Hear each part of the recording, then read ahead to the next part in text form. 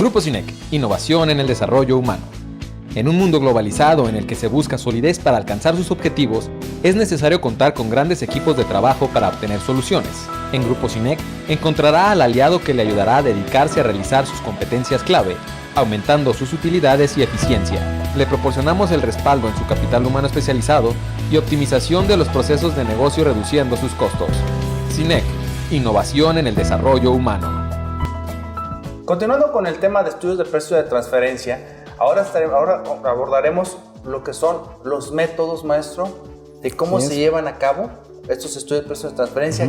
Vamos empezando con eso. Así es, mira, Adrián, la ley en México te pide 6 métodos.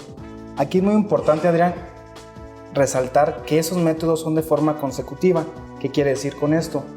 Que tienes que utilizar primero, ahora sí como dicen por ahí, el número 1, seguir al número 2, 3 y hasta el sexto método, perdón.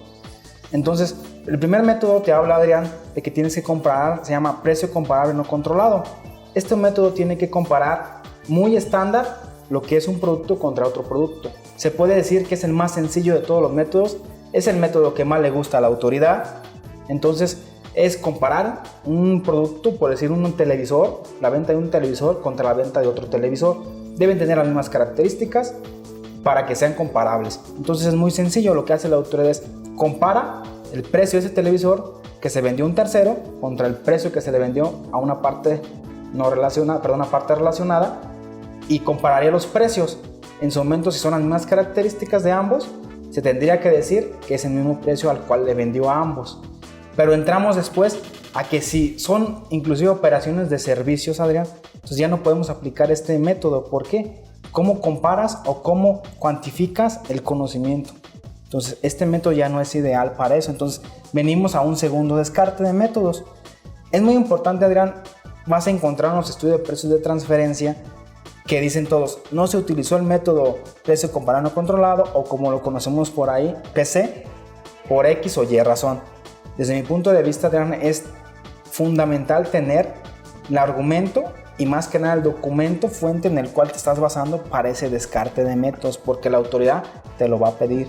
Si no lo tienes, ellos podrían llegar a determinar que sí pudiste haber optado por aplicar este método y no lo hiciste en beneficio al contribuyente, porque los otros métodos, como son basados ya en utilidades, en su momento pudieras mover o influenciar ese tipo de utilidades para que quede dentro de un rango.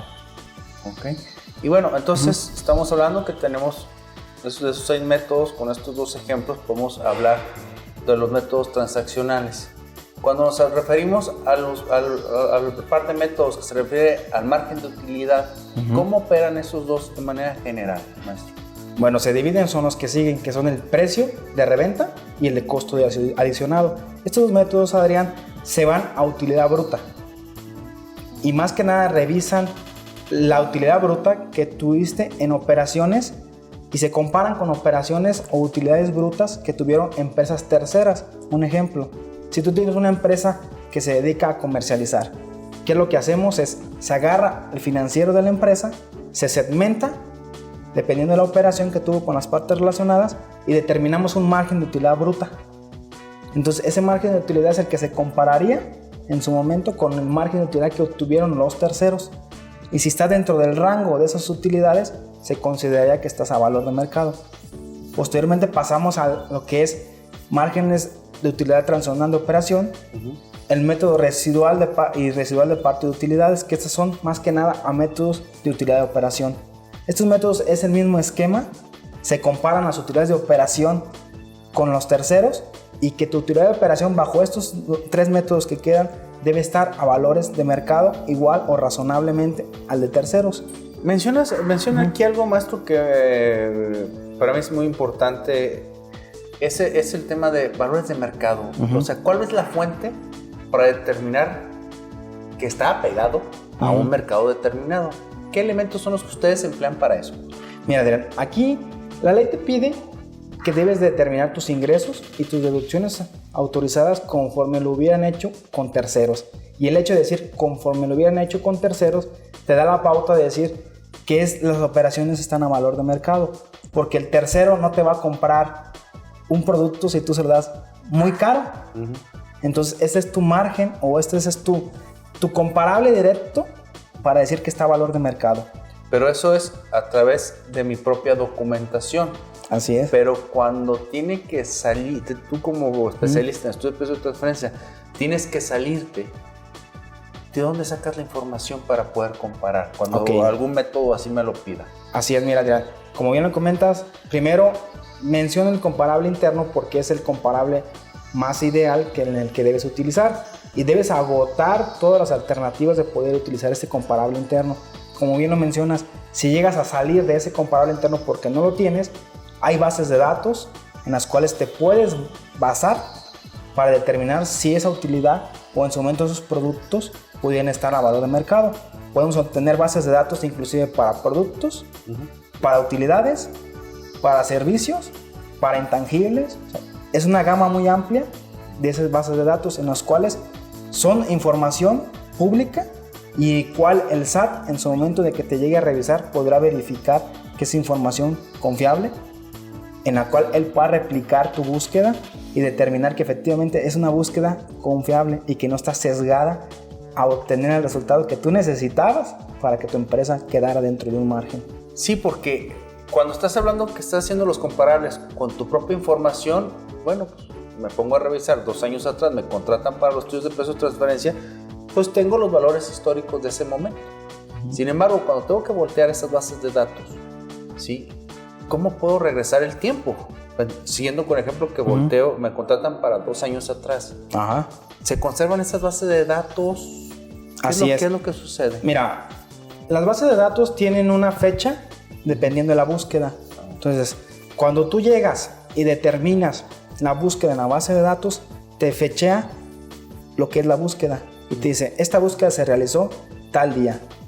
Entonces tú ya tienes esa parte, la tienes que anexar al estudio para decir que en aquel entonces, cuando tú hiciste esa búsqueda, fue en tal día. Inclusive hay bases de datos que te dejan replicar sobre esa fecha aquella búsqueda para que cuando el SAT llegue y revise 2 años posteriores, con esa misma fecha pueda revisar esa base de datos y te dé las comparables que en su momento, en aquel entonces estaban, porque pudieron haber cambiado a la fecha actual.